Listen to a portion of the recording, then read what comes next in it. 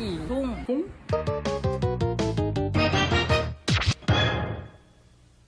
고품격 주역 토크쇼, 고품격 고전 토크쇼 마이동풍 시작하겠습니다. 와! 자, 오늘 주제를 한 문장으로 먼저 딱 소개를 한다면 주역 혹은 동양 고전과 잘 만나려면 어떻게 해야 할까요? 저희가 주역을 계속 읽고 있고 여러 가지 개념 혹은 여러 가지 문장에 대해서 해석도 해보고 점도 쳐보고 하고 있는데 뭔가 동양 고전 텍스트와 일반 다른 텍스트를 읽는 어떤 방식이 다를 수 있을까? 동양 고전을 읽는 어떤 문해가 따로 있을까? 이런 고민을 하게 되었어요. 그래서 주역 문장들에 있어서 문해란 잘 읽는 차원을 넘어서 잘 만나야 하는 거지 않을까?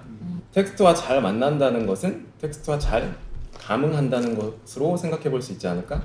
그리고 우리는 주역 문장들과 잘 만날 준비가 되어 있나? 이런 물음들이 계속 이어지더라고요. 그래서 우리가 동양 고전의 단어를 어떻게 만나고 감각하는지 알아보는 시간을 한번 가져보려고 합니다. 고전을 읽다가 종종 나오는 단어인 천지, 하늘천, 땅지자, 를 우리가 볼 때 우리는 무엇을 떠올리고 천지와 감흥했던 경험이 있는지, 그리고 고대 사람들과 우리가 천지를 감각할 때 어떻게 다르고 또 비슷할지에 대해서 알아보려고 합니다. 그래서 저희가 이제 미리 질문에 대해서 워크시트를 작성을 해왔는데 하늘과 땅, 천지 하면 떠오르는 것들을 의식의 흐름대로 검열 없이 마구 적어주세요. 그렇게 진행해보는 건 어때? 한 단어씩 계속 하늘에 대해서 얘기하는 거? 재밌다. 하늘부터 먼저 할까요? 네. 하늘은 저는 산뜻함, 천벌. 저는 구름입니다. 구름, 저도 구름 첫 번째로 썼고. 저도 구름 첫 번째. 이게 세 명의 아니 약간 아, 구름이 셋 다 첫 번째고 지렁이가 셋 다 첫 번째. 태양, 비, 후련함, 엄격함. 파랑, 달, 생각, 불안함, 광활함. 평야, 별, 고개를 들어서 이렇게 먼 곳을 보다. 알 수 없음, 우주. 저도 우주 있어. 빛. 다 써가지고 생각했어. 총명하다, 몽상, 고요함. 전 다이. 다 했어요.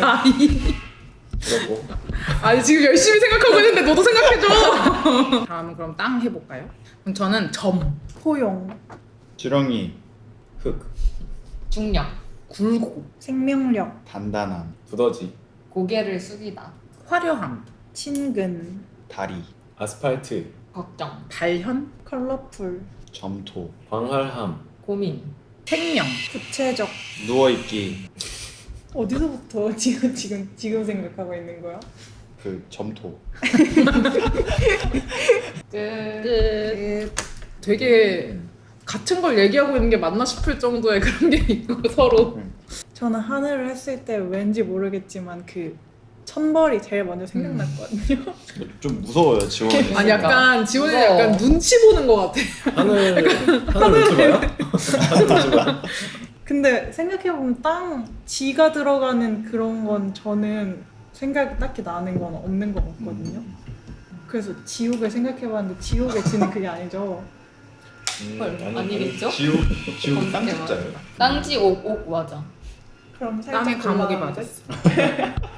그래서 저는 뭔가 하늘이 좀 더 엄격한 그런 인상을 받는 것 같고 저는 우리가 아파트촌에 살면서 하늘을 보려면 고개를 들어야 되고 땅을 보려면 바닥을 봐야 되는데 그런 때가 언젠가 생각을 해보면 생각을 할 때 하늘이나 땅을 보게 되는데 근데 하늘을 볼 때랑 땅을 볼 때 생각하는 게 달라져요.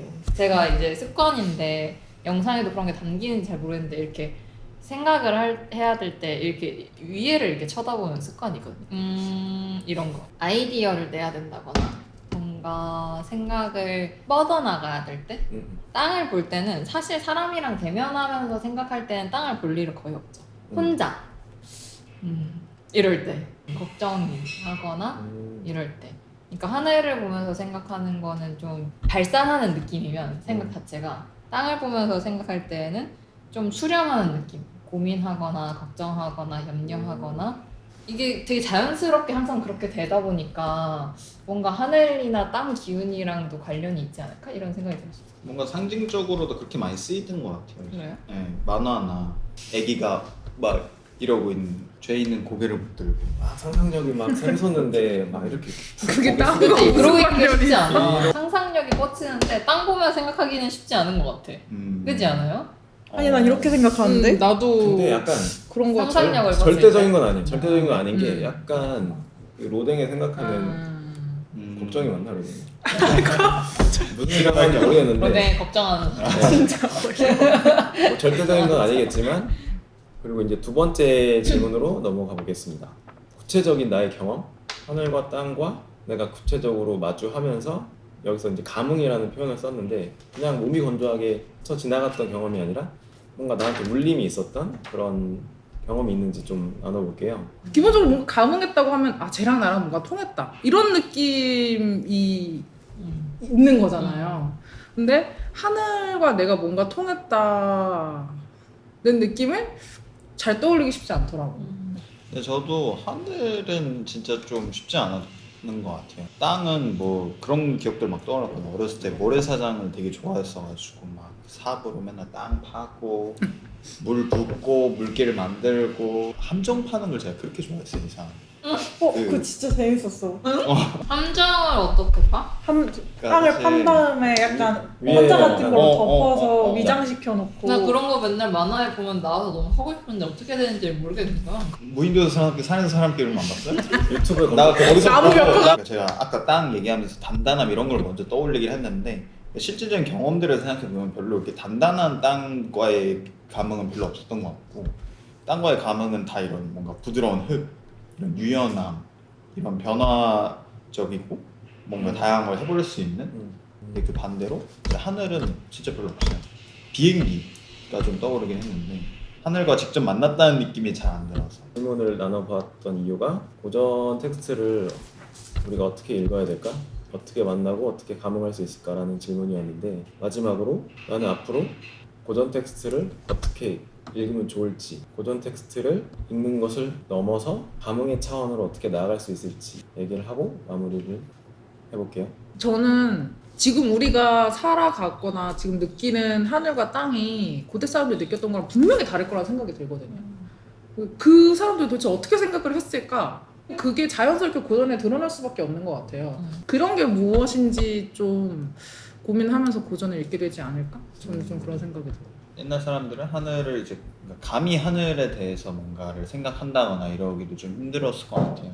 그러니까 워낙 변수투성이고 그러니까 이거를 건드릴 수는 없는 그렇기 때문에 더욱 하늘을 좀 숭상한다거나 위대한 것으로 보는 관점이 좀 있었을 것 같은데 지금은 날씨 예보도 있죠. 뭐 재해 같은 것도 미리 경보를 해주죠. 비행기도 있죠. 그러니까 이렇게 되다 보니까 그 아우라가 확실히 진짜 빠진 것 같고 별로 하늘을 두려워할 만한 게 많이 없어진 것 같다는 옛날보다. 근데 이제 그렇게 다르다고 해서 그때 보는 하늘의 관점으로만 읽는 거는 저는 한계가 좀 있을 것 같고 별로 재미도 없을 것 같아요 사실. 고대에서 이야기한 하늘이 지금은 하늘이 아닐 수도 있는 거죠. 그러니까 물리적인 하늘이 아닐 수도 있고 그러니까 그거를 상징으로서 가져오는 방법도 있을 거고 그러니까 어떤 방식으로든 지금으로서의 천지와 이런 거를 좀 변환하는 작업이 좀 필요한 것 같고 그거를 언제든지 변환해서 써먹을 수 있으면 저는 재밌을 것 같다는 생각이 있어요. 물론 그 맥락을 잘 맞춰서 가져와야겠지만 저는 고대에는 그 천지가 완전히 생활의 필수 조건이었다고 생각하거든요. 어떤 대상이었을 수도 있는데 그냥 하늘이랑 땅이 지금도 물론 그렇긴 하지만 지금보다 훨씬 더 그게 컸다고 생각해요. 그 조건이. 근데 지금은 정보력도 많이 달라졌고 우연이가 말한 것처럼 어느 정도 예측이 가능해졌고 배치 자체가 아예 달라진 것 같은데 그럴 땐 전 좀 더 음양을 저희가 상징으로 얘기했었던 것처럼 저한테는 천지도 뭔가 상징으로 생각을 하고 동양고전을 공부해보면 그게 저한테는 더 의미 있지 않을까 하는 생각이 들었던 것 같아요. 다들 얘기했듯이 하늘 땅이랑 우리가 지금 만나는 경험이 되게 적잖아요. 예를 들면은 진짜 무슨 사건이 터져야지 그런 걸 느낄 수 있는 것 같아요. 자연재해가 있어야지 비가 이렇게 와야지 우리가 아 우리가 자연에 살고 있는 존재지 이런 생각을 하는 건 거잖아요. 진짜 그 감응할 수 있는 능력이 너무 떨어진다?